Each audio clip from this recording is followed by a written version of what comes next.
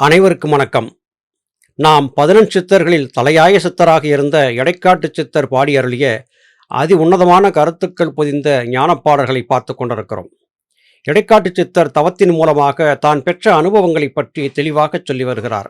1008 அண்டங்களை பார்த்ததாகவும், அங்கே மனிதர்கள் வாழத்தக்க, உயிர்கள் வாழத்தக்க இடங்கள் இருந்ததை பார்த்ததாகவும், ஆனால் இவை எல்லாமே பராபரம் நிகழ்த்திய மாயை என்பதை புரிந்து கொண்டதாகவும், புலன்கள் வழியாக சலிக்கக்கூடிய மனத்தின் போக்கை தடுத்து நிறுத்தி அதற்கு ஒரு பாதுகாப்பு அரணை நான் தவத்தின் வாயிலாக உருவாக்கி கொண்டேன் என்கிற கருத்துக்களையும் கடந்த பதிவிலே சொல்லி கேட்டோம். இந்த பதிவிலேயும் மிக பல நுணுக்கமான கருத்துக்களை சொல்ல இருக்கிறார். பற்று இரண்டும் அற பண்புற்றேன் அன்புற்றேன் பாலையும் உட்கொண்டேன் மேலையாம் கள் கொண்டேன் சிற்றின்பம் நீங்கினேன் அச்சின்பம் நோக்கினேன் சிற்பரம் சேர்ந்திட்டேன் தற்பரம் சார்ந்திட்டேன். யோக பயணத்திலே தான் பெற்ற அனுபவங்களை இங்கே பட்டியலிட்டு குறிப்பிடுகிறார் எடைக்காட்டு சித்தர். பற்று இரண்டும் அற பண்புற்றேன் என்று குறிப்பிடுகிறார். பண்பு என்பது எது? உயர்ந்த நிலையை கொண்டிருக்கக்கூடிய மனோநிலை. உயர்ந்த மனோபாவம் ஏற்பட வேண்டும் என்றால் பற்றுக்கள் அற்றுப்போக வேண்டும். 2 வகையான பற்றுக்கள் என்று குறிப்பிடுகிறார். இந்த 2 வகையான பற்றுக்கள் எப்படி ஏற்படுகின்றன? சித்தர்களுடைய கூற்றுப்படி பார்த்தால் வெறுப்பு வெறுப்பு என்கிற இந்த 2ம் தான் பற்றுக்கள் என்றாகின்றன. ராகாதி ரோகான் என்று குறிப்பிடுகிறார்கள். வெறுப்பு வெறுப்பு என்கிற இந்த 2 விதமான உணர்வுகள்தான் நம்முடைய பற்றுக்களுக்கு காரணமாகின்றன, அதன்றியும் பிறவிகளுக்கும் வித்தாக அமைகின்றன என்பது சித்தர்வர் மக்களின் கூற்றாக இருக்கிறது. இந்த 2ம் அற்றுப்போய்விட்ட காரணத்தால் நான் நற்பண்புகளை பெற்றேன் என்று குறிப்பிடுகிறார். அது மாத்திரமா, அன்பு என்கிற ஒன்று எனக்கு அப்போது ஏற்பட்டது என்று குறிப்பிடுகிறார். இந்த அன்பு என்பதை நாம் சரியாக புரிந்திருக்கிறோமா என்று பார்க்க வேண்டும். நம் உறவுகள், நம் நட்பு வட்டம், நமக்கு வேண்டியவர்களிடத்திலே நம்மால் நிபந்தனையற்ற அன்பை செலுத்த முடிகிறது. ஆனால் நமக்கு புறம்பாக இருக்கக்கூடிய ஏனைய ஜீவராசிகளிடத்திலே நம்மால் அன்பை சகஜமாக கொடுக்க முடியவில்லை. இதற்கு காரணம் இங்கே சொன்ன 2 வகையான பற்றுக்கள், அதாவது வெறுப்பு வெறுப்புக்கள் தான். இது காரணமாகவே உண்மையான நிலையான அன்பை சகல உயிரிடத்திலும் செலுத்த இயலாது போகிறது. ஆனால் வெறுப்பு வெறுப்பு என்கிற இந்த 2ஐயும் விட்டுவிட்ட காரணத்தால் எனக்கு நற்பண்பு ஏற்பட்டது. அது காரணமாக என்னால் மற்ற உயிரிடத்திலே அன்பை செலுத்த முடிந்தது, அதாவது நிபந்தனையற்ற அன்பை செலுத்த முடிந்தது என்று இங்கே எடைக்காட்டு சித்தர் குறிப்பிடுகிறார்.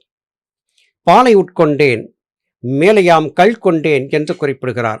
பாலை என்றால் அவர் ஆடு மாடுகளை வளர்த்தார், ஆடு மாட்டின் பாலை குடித்தார் என்கிற கருத்து வருகிறதா என்றால் இல்லை. இவர் சொன்ன பால் அமிர்தப்பால். இது சிரத்திலே இருந்து இறங்கி வரக்கூடியது. காமதேனு என்று அழைக்கப்படக்கூடிய பசுவின் மடியிலே இருந்து சுரக்கக்கூடிய ஞானப்பால். காமதேனுவின் மடி என்பது எப்படி இருக்கிறது? சரசாகி ஆகாயத்திலே இருந்து பசுவின் காம்பை போல உள்நாக்கு என்பது அமைந்து அது வழியே கசிந்து இறங்கக்கூடிய அமிர்தமாக காமதேனுவின் பால் என்பது சுரக்கிறது. இதை பால் என்றும் சொல்லலாம், கள் என்றும் சொல்லலாம். பால் போன்ற வெண்மை நிறத்திலே நமக்கு ஆற்றலை தரக்கூடிய ஞானப்பால் சுரந்தாலும் அது கள்ளை போன்று போதை தரக்கூடியதாக இருக்கிறது என்று சித்தர்கள் குறிப்பிடுகிறார்கள். ஞானபிதா சுவாமி சிவானந்த பரமஹம்சர் அவர்களும் கூட கேரள தேசத்தைச் சேர்ந்த ஒரு மகானை பற்றி சொல்லும் போது, துஞ்சத்து எழுத்தச்சன் என்கிற மகான் என்சான் சரசாகிய பனையிலே ஊறிய கள்ளை அருந்தியிருந்தார் என்று குறித்திருந்ததை பார்த்திருக்கிறோம். அந்த கள்ளையும் உட்கொள்ள முடிந்தது என்று குறிப்பிடுகிறார்.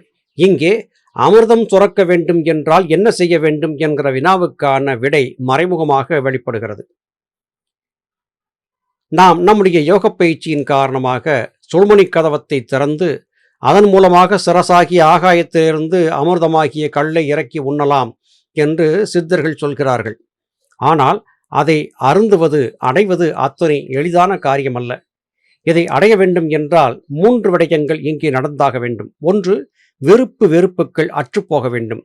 2வது, அன்புமயமாக நாம் மாற வேண்டும். 3வது, தர்மத்தை சார்ந்திருக்கக்கூடிய அறப்பண்பை நாம் பெற்றிருக்க வேண்டும்.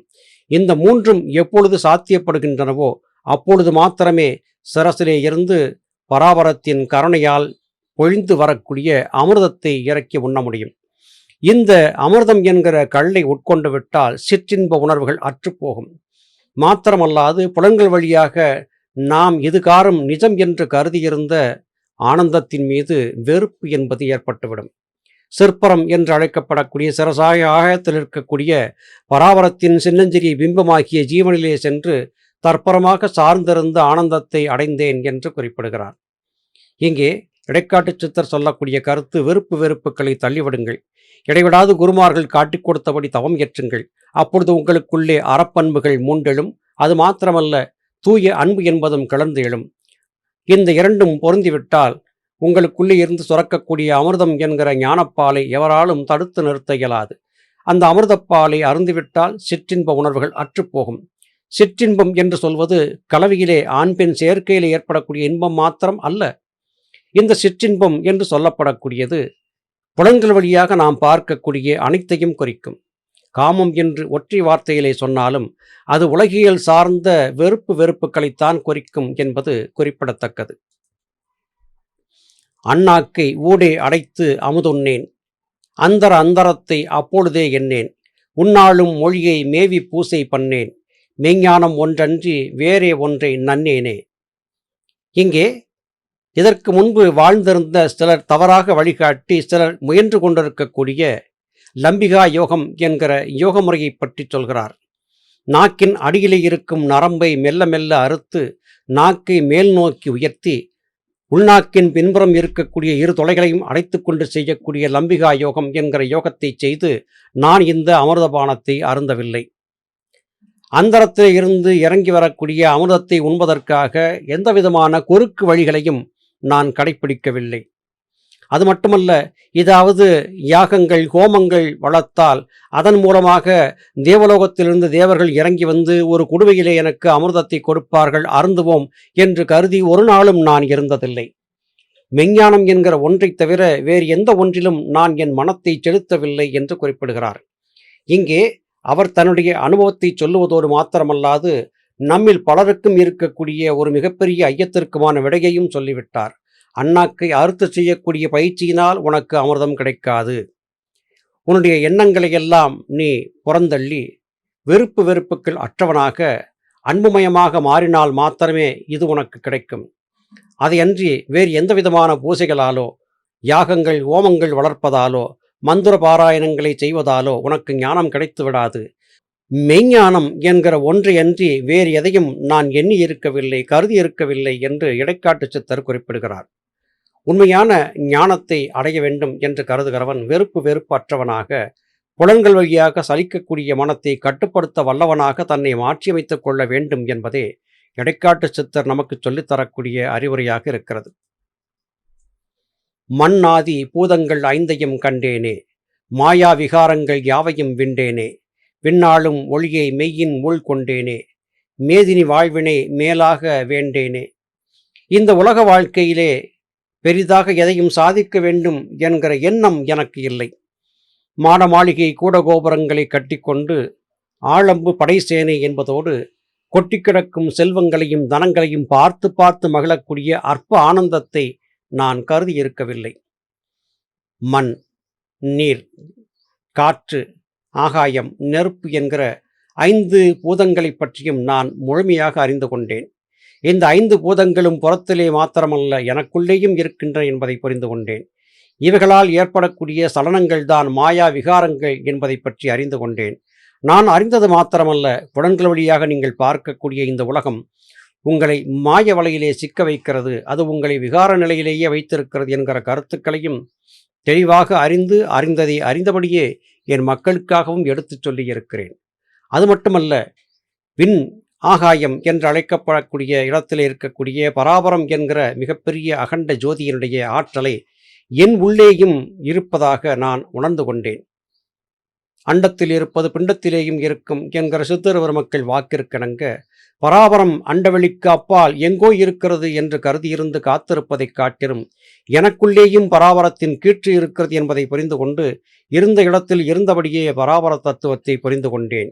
இதன் மூலமாக இந்த உலக வாழ்க்கை, மேதினி வாழ்க்கை என்பது தேவையற்ற ஒன்று என்கிற புரிதலை நான் பெற்றுக்கொண்டேன்.